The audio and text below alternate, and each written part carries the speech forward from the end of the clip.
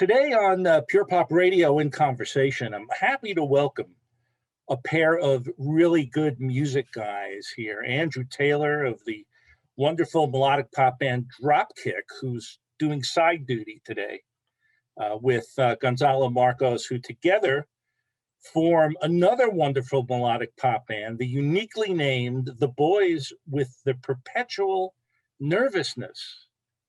Band name of the century, right? It's got to be. You can't forget that, really, right? So that it just rolls off the tongue. It's not a problem. Not bad. I'm not sure we can take credit for that one, Alan. No, I know, and we'll go over that too. We'll find out just how much credit you can take. So right up at the top there is Andrew, and Gonzalo with his Charlie Brown figurine is down on the bottom there. So that's who we have here today. So this new album by The Boys, just chop the name down a little bit here because I'll fall right over it, I know, is Songs from Another Life, which builds on the exquisite melodies and sound of the debut album you guys came out with in 2019, which is called Dead Calm. Both terrific albums, but this new one, it's just a couple of days old, so you must be excited on the release. Yeah, really excited actually. It came together in a really interesting way because we live so far apart. Gonzalo in Spain, obviously, and I'm in Scotland. And with the first record, we got together to record a big chunk of the first album in Madrid. But with this one, it was all done remotely. And weirdly, it was all done remotely, but it was finished just before that became the rules, and no one was allowed to travel because of COVID. So yeah, absolutely, Songs from Another Life seemed very apt. So yeah, it does kind of seem like another life after all this time, boy. Well, this album, if folks watching this now haven't heard it yet, there'll be some examples down below, as I say, so you'll know what you're getting into. But if you like Dropkick, you'll love this. If you like melodic pop, if you like the West Coast USA type of harmony pop, you'll love it. If you like Big Star, if you like the Byrds, if you like Teenage Fan Club, if you like all that stuff, this is the album for you. It's a great example of how to draw on influences and still come up with something wholly original. But before we talk about the album, let's get it all out there. This is like the thing now. This is the treatise on the boys with the perpetual nervousness. I almost fell right over that again. Let's talk about how did the two of you meet to begin with? I seem to remember, maybe I'm not correct here, but that Dropkick was playing in Spain, and that's where you met Gonzalo. Is that how that happened, Andrew? Yeah, I think we firstly met when Andrew and the rest of Dropkick came to Madrid in 2011, I think. Yeah.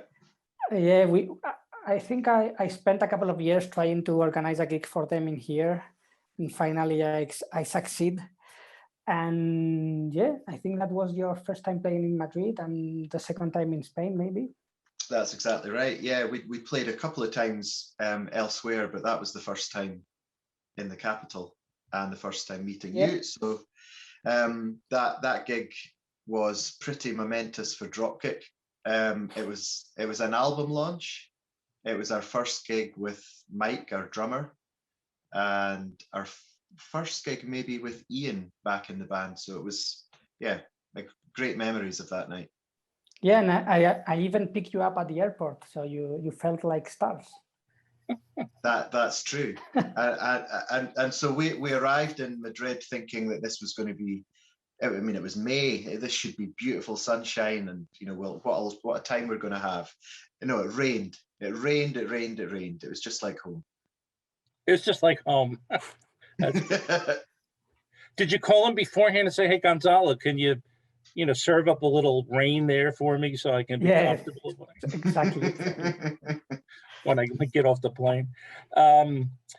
Now, Gonzalo, was this your band? It was playing, forgive me if I don't pronounce this correctly. My use of foreign language is limited, very limited. Like mine. No, yours is better than mine. I can tell you that right now. It's much better. El Palacio de Linares. Is that right? Done. Yeah, it's right. And what does that translate to? It's Linares Palace. Linares, it's a city in Spain, and Palacio, it's a palace. So it's a haunted palace we have in Madrid with ghosts. So that's the name, yeah. Okay, all right. How did the type of music that you did, Andrew, and the type of music that you did, Gonzalo, mesh? I mean, was it sort of a marriage made in heaven? Or were there like, I like some of the things that you do, boy, that would really match well with what I do, and we should do something? I mean, what was the situation? Yeah, I think the voice is more Dropkick than El Palacio de Linares. But yeah, there is ground in common. We have guitars, we have a little bit of jungle pop, we have drums, we have a bass, and we have a voice. So it's mainly pop music, so it's easy to have a match. And yeah, I really felt that, well, it was a coincidence, the start of the voice, because it was just a trip I did to Edinburgh with my family one summer in 4 years ago, 3 years and a half ago. Mm-hmm. And yeah, we went for a walk with the kids, and Andrew invited me to his rehearsal room, and he had some chords. I had a draft of a lyric, and Nervousness came together. So we had a song, a label decided to release it in a 7-inch. So it wasn't something that we thought of, it just happened. So once we had the song out there, people liked it. Yeah, that's the one. And we decided to do a record, which is always easy with Andrew, who has like thousands of songs in everywhere, so it's easy. Well, Dropkick has recorded like 789 albums from like 2006 till now. So you might be closer to, it's probably 1,000 songs. You're probably right. And but all now, bad. And they're all bad. Oh yeah. Well, no, not actually, but okay, whatever. He's probably not the greatest source of the quality information. Yeah, definitely not. But it was still a bunch of years before you guys really got down to it. I mean, I remember when I first heard the first song that you put out, the name of which now escapes me, but I remember hearing it and I said, well, that's obviously Andrew from Dropkick, because they didn't say at the beginning who it was. No. But you know, I didn't say anything. I was gonna say something to you, Andrew, but I thought maybe you guys are trying to keep it a secret or whatever. And I thought everybody's gonna know it's him. I mean, it's obviously him, and it was you. But still, it was a bunch of years before you really got together. So what happened that made you two say, yeah, now we really have to get down and do it? Well, I don't know if it was that long actually. So that came out. Gonzalo, was it 2018? Yeah, I think I can't so. quite remember. Right, yeah, so that, yeah, and it was only maybe 6 months later or so, I went to Madrid for a house gig or some kind of concert, an acoustic house thing gig, anyway. And then a morning gig, in Madrid also. That's right, and so there was a bit of time in Madrid, so I think I forced Gonzalo to book a studio, and we got together and recorded the first album in a day, pretty much. Hey, wow! Just with it was. Sorry, we booked 4 hours to record 4 songs, just the drums, and we ended up having the whole album, in 4 hours. Wow. Yeah. Well, I mean, it sounded effortless to me. It still sounds effortless to me. It's like you guys, like you just turn on the microphones or you plug in the guitars, you mic the drums, and you're off. And yeah, it was pretty cool because for me, it was quite cool because part of the thing about Dropkick is self-recording in our rehearsal space. So we don't tend to use studios. So this was exciting for me. So this was the proper big studio experience. Gonzalo was behind the glass with his drum kit, and I was in a different room. And so we were able to keep the drums, the guitars, the vocals, everything that we did live, take one, take two of every song. And it just required some harmonies and some bass to be overdubbed back home. It was the easiest thing I think I've ever recorded.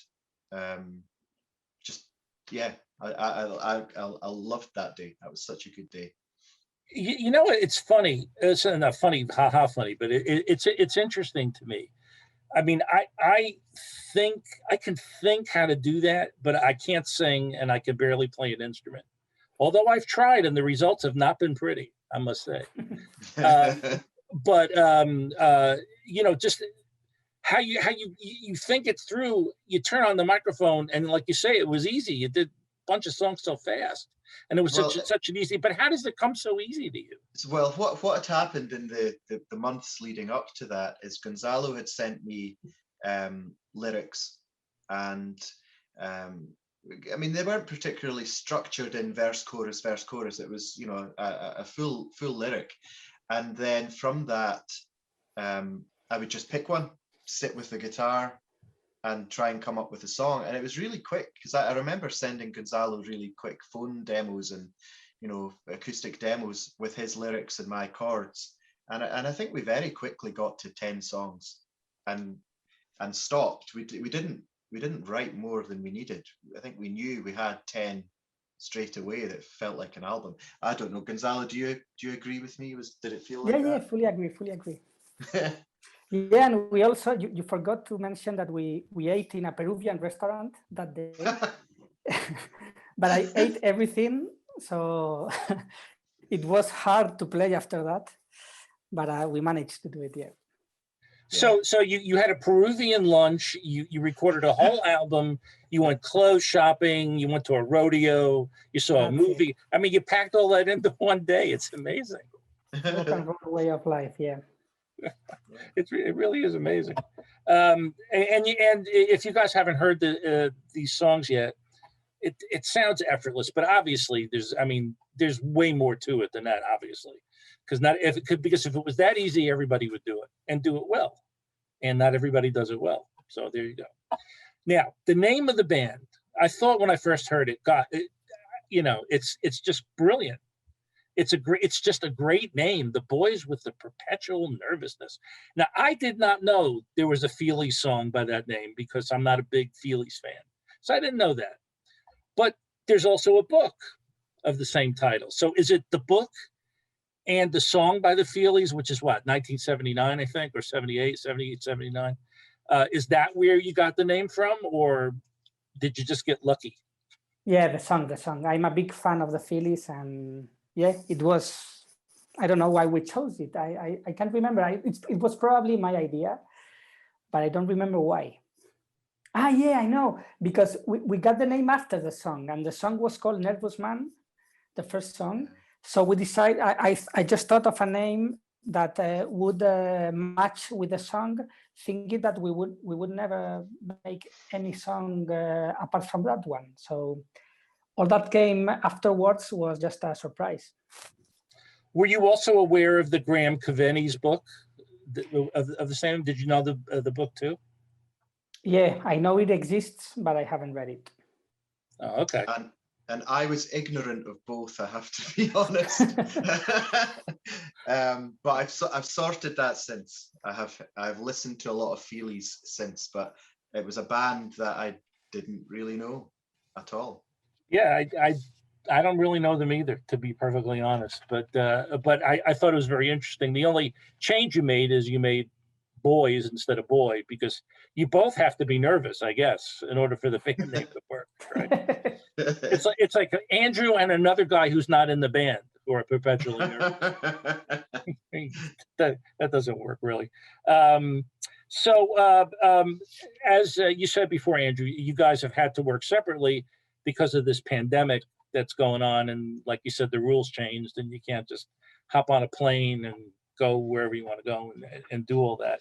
But that's not really. I mean, it's not totally new, right? I mean, is it tougher to collaborate over the internet? I mean, I don't know whether you were doing Zoom meetings about the songs or you just got tracks and then you layered and you did. I mean, how did it work? No, it was a complete independent work. So Andrew was very generous and he made everything in Edinburgh, and then he left me total freedom to rearrange the thing and add several layers and edit and even add synths without hearing the results. And I just gave him the thing finished and he didn't complain. I don't know why. So it just, this band exists because Andrew is generous. If he was this type of artist or songwriter who is very who protects his songs, his creations, this would have been impossible. See, Andrew, all that weight on your shoulders there. Well, that makes it sound like I don't care, but I do.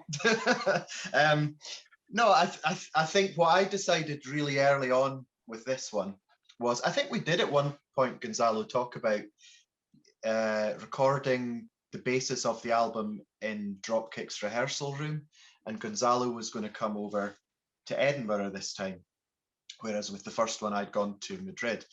But I think logistically it ended up being a bit tough. And in the end, that was probably a good thing that didn't happen, because it would have ended up essentially becoming a Dropkick thing in Dropkick space with Dropkick's instruments.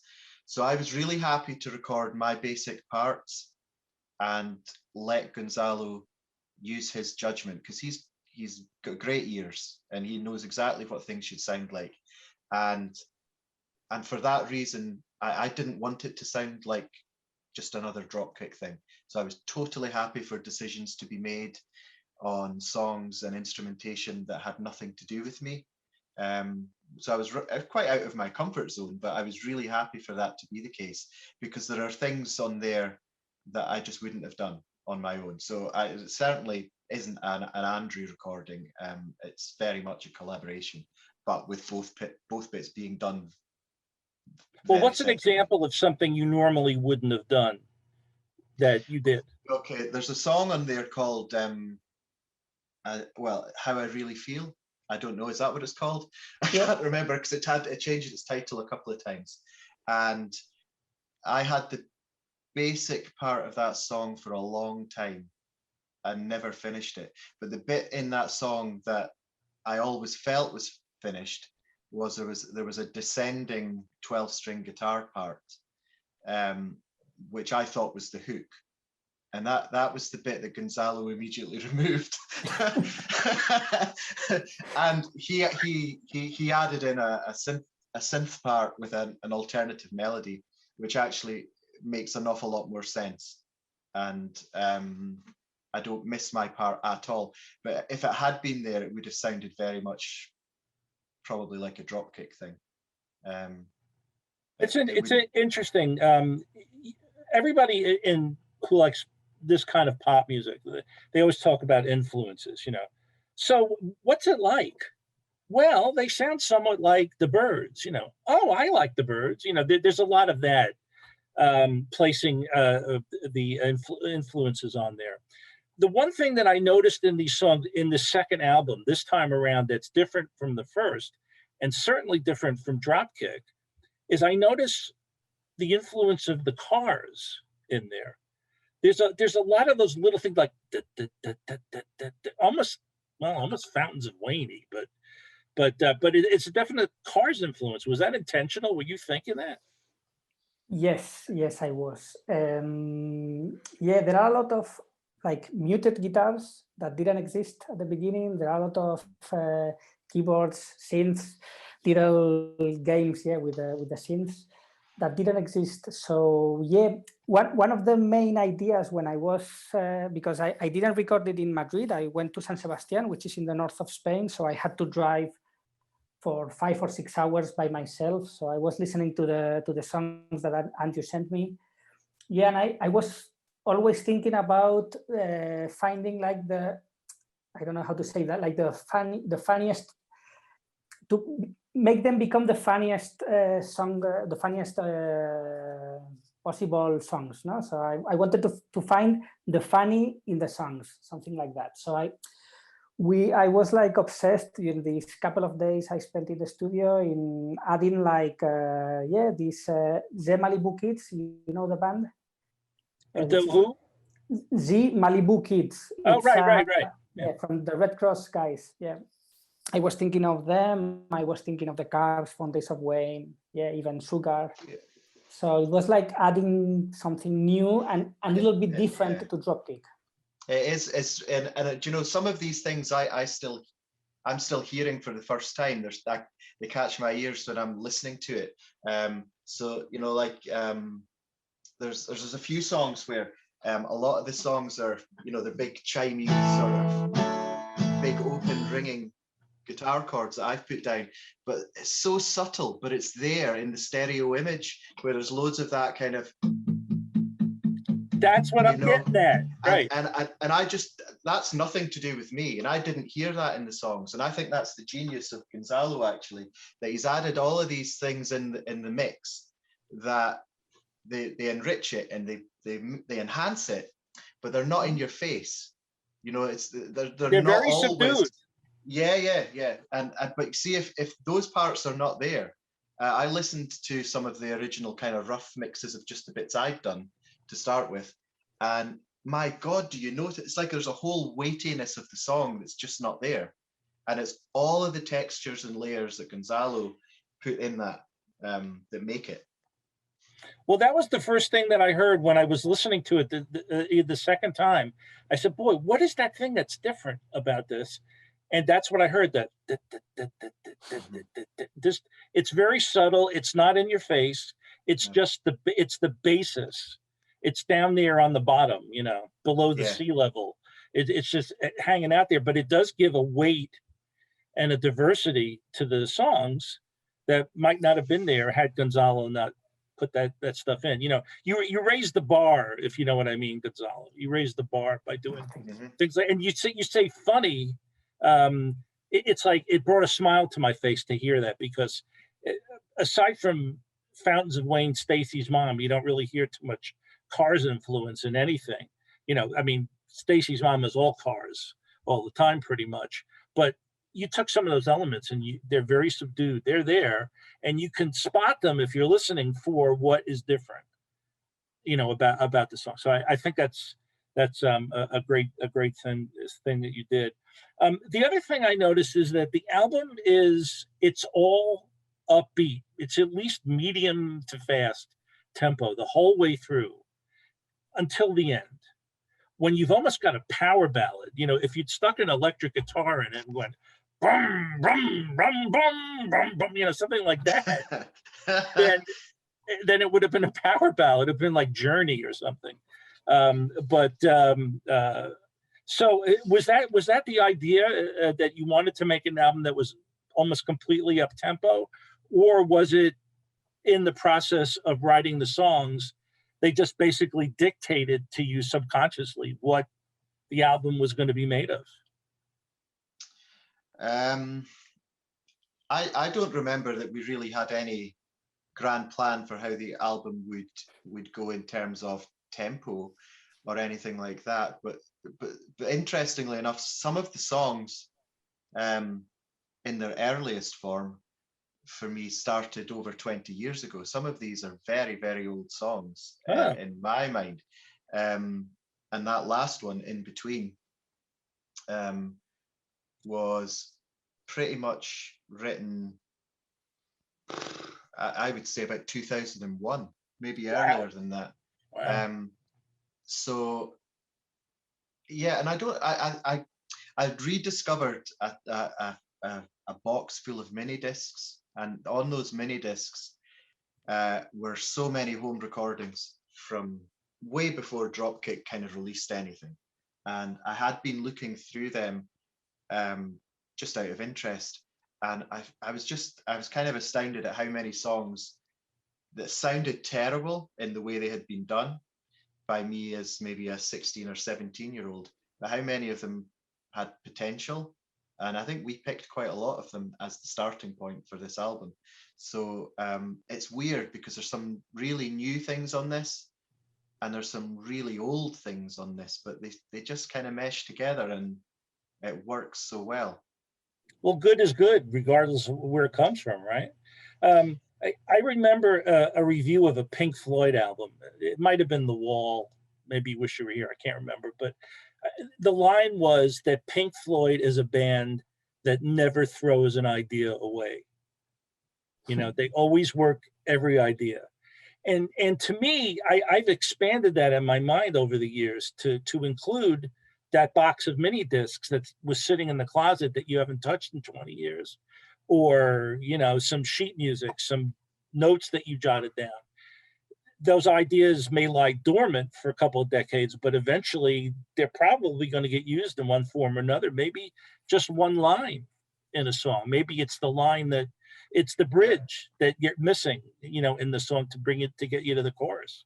I don't know. Absolutely right. That started happening for me a few years ago with Dropkick, where every Dropkick album, certainly in the last 10 years, has something on it that I had originally, you know, put to one side and came back to, and exactly that: little bridges, choruses, chord patterns, lyrics. They pop up just when you think you'd completely forgotten about it, and then they're there, and they really work. So some of these songs, I don't know, they just, it felt like these were some of the songs that needed to be done now, and in a very different way than I would have done.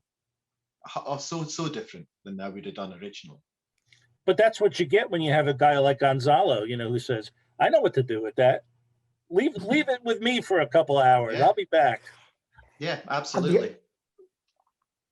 Yeah, but as I said, that works because Andrew is generous. In the other way around, I don't know if I would let a third person work completely, by himself with my songs. It's very, it has,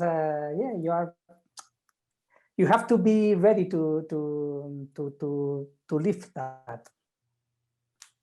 Well, you have to be able to let other ideas in, because you can't work in, you know, like, as they say, a well-worn phrase, you can't work in a vacuum. You know, you need, if you get the input of somebody else, it may just be a line you read in an article in a magazine. Could be anything.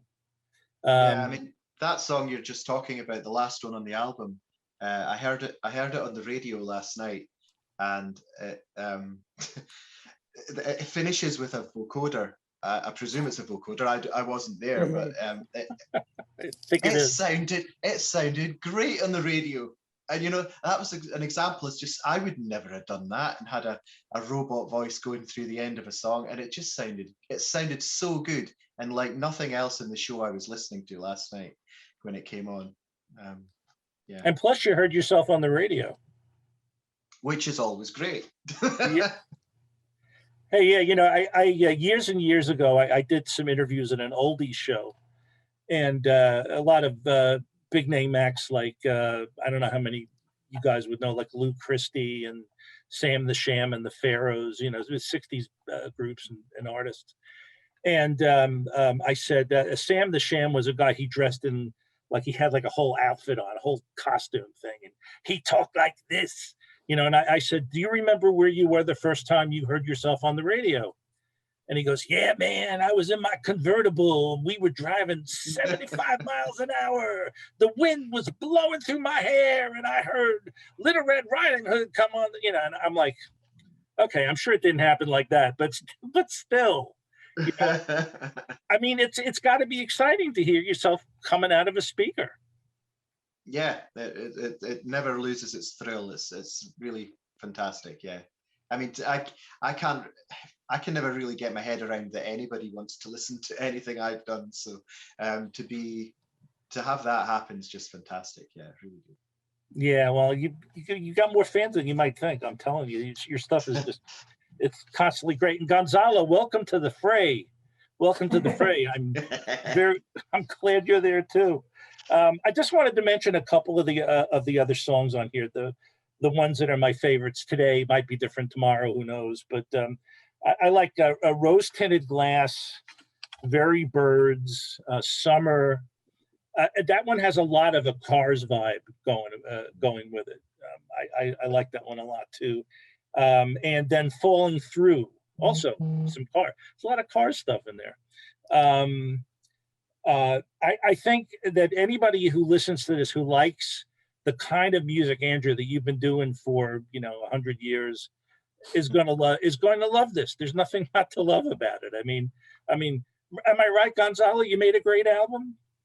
Yeah, I think if you are a fan of Dropkick, you are a fan of the boys. It's obvious, and we are having a lot of orders from the States. So I think we are having like new fans, which is fantastic. And yeah, maybe it has to do with this sound being more American. Probably it's probably a more American album that the first one. And yeah. Well, I saw that today or yesterday that they went to press on the vinyl again, because you guys sold out of it in 2 hours or something. Yeah, so, and we pressed like the double of the first one, and the first one sold out in like a couple of weeks, and the second sold out in a week. So yeah, it's incredible. It's nice to have fans, I'm telling you.